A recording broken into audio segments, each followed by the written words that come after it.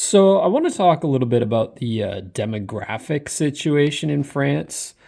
Now, on this trip so far, I've just been in Paris and Rouen. It's actually Rouen, not Rouen. Most people, I thought it was Rouen. No, it's Rouen. But yeah, I've been staying in Paris and Rouen.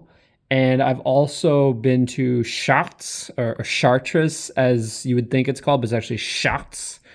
And I also went to a few of the chateaus near Paris, Chantilly and Fontainebleau. So I haven't been like all over the country on this trip. I did go to southern France 2 years ago, Nice and some of the surrounding areas. I also went to Lille back in 2015 and Paris before, back in 2014. That was the first time I was in France. Oh, I was also in Strasbourg and Colmar in Alsace in that trip in 2014. Me and Argent actually went together on that trip. So, how has France changed? I think it's changed a considerable amount since 2014 when I first went to Paris. What I've noticed is there's a lot more mixed race people now. Like even in 2014, it was quite like racially um diverse. Like there's a lot of people of different backgrounds. But what I've noticed since then is there's a lot more mixed race people now. Bizarrely of all age groups, which to me indicates I don't know what did I just not notice them as much before because it couldn't just be that there's been more being born since then because I'm noticing more even people who wouldn't have been people who were already born in by 2014. Like it's not just people like kids 11 or younger that I'm noticing more of. I'm just noticing a lot more in general. So perhaps I don't know, more people are immigrating to France from other countries, like more mixed race people from other countries. I don't know. But yeah, for whatever reason, there's just a lot more now. Um and also like there definitely are more in the younger generations and I think a lot of this can be traced back to one specific movie that came out, which came out actually a, around exactly the time that I went to Paris in 2014, which is a movie called Qu'est-ce qu'on fait au bon Dieu? I probably butchered that pronunciation, but okay, basically this movie is about a French family with four daughters, no sons, four daughters, and each of the daughters marries a different guy who is of non-white, non-French ancestry. So there's like a black guy, an East Asian guy, a Middle Eastern Muslim guy, and a Sephardic Jew. A swarthy looking, he's probably not even Sephardic, he's probably like Mizrahi. But yeah, a very swarthy looking Jewish man. So this movie, it's like a comedy film and it went over huge in France. It was a massive hit. Like comedy movies don't really tend to be huge hits in North America to the same extent. Like not like this. Like I guess maybe The Hangover or My Big Fat Greek Wedding, but it's rare for like a comedy film to break out like this. Like the based on when you adjust it for like per capita numbers, it would be like on the level of one of the Avengers movies in terms of the sheer amount of money it made. It was a ridiculously high amount of money that it made in France. And I think probably in French speaking Belgium and Switzerland also, I'd assume.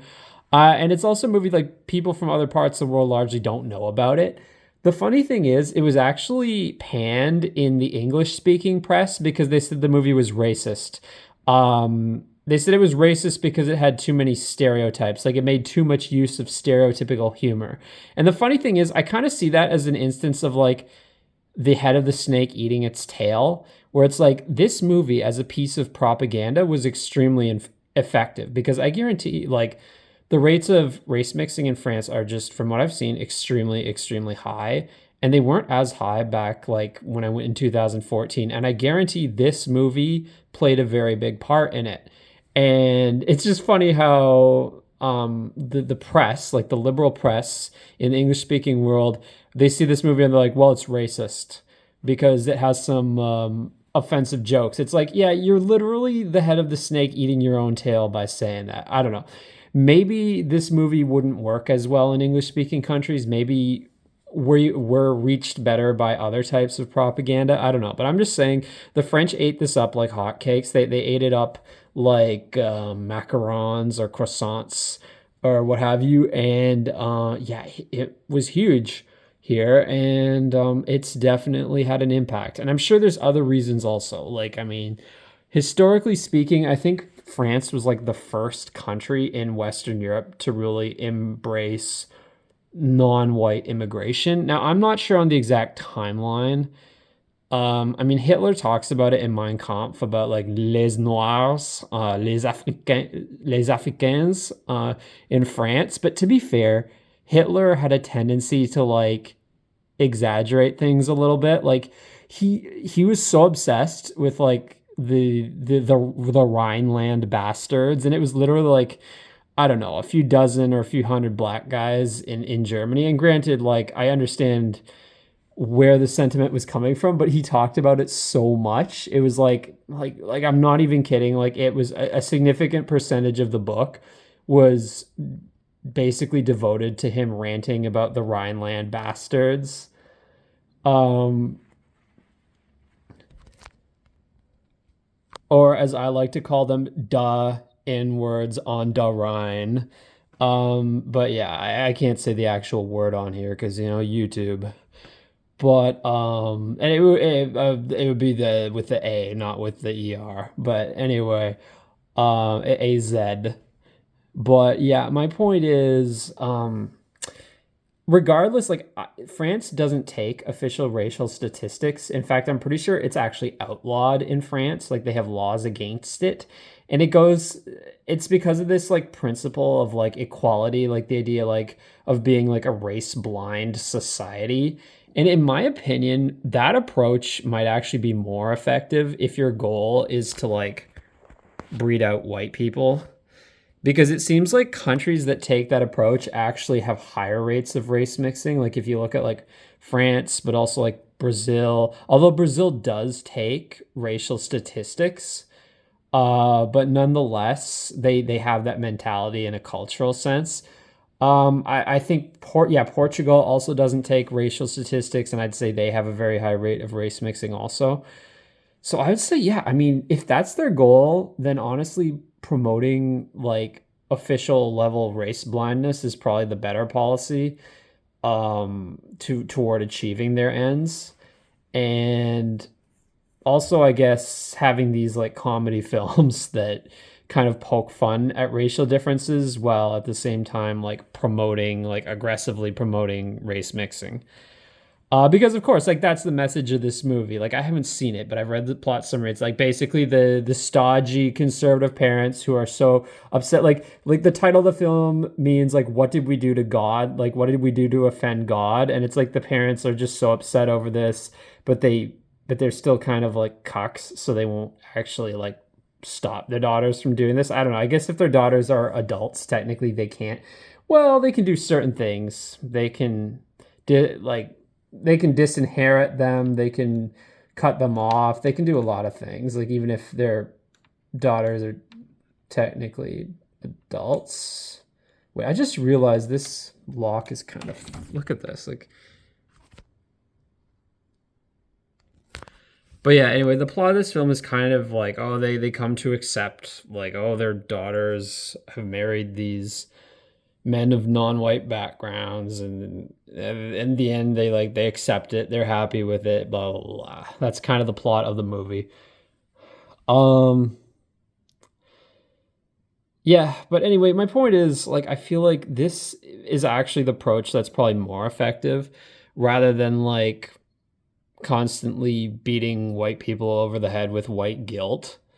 Like instead emphasizing l'amour, and this like idea of like a race blind society. Like I don't know. I feel like if they want to achieve that goal, then of essentially breeding out white people, then that approach is actually more effective, which is why I think a lot of conservatives in the US and Canada, like mainstream conservatives, kind of prefer that type of society. But that type of society may actually lead to the white population being decreased more quickly. But yeah, anyway, one thing I've noticed in France, like honestly, I don't think like I would guess that white people are probably not the majority in Paris anymore. Um, Perhaps yes in France as a whole, but not. I would say probably not in Paris. And one thing I've also noticed in these mixed race relationships, it's almost always a white woman and a non-white man. Almost always. Which leads me to believe that there's a lot of white males in France who must be like basically incels. Like it's probably a huge problem here. When I look at this like imbalance in terms of how these relationships are stacked, it's like there has to be a lot of just white men basically beating off their own dicks in France. There has to be. It's just a simple numbers game.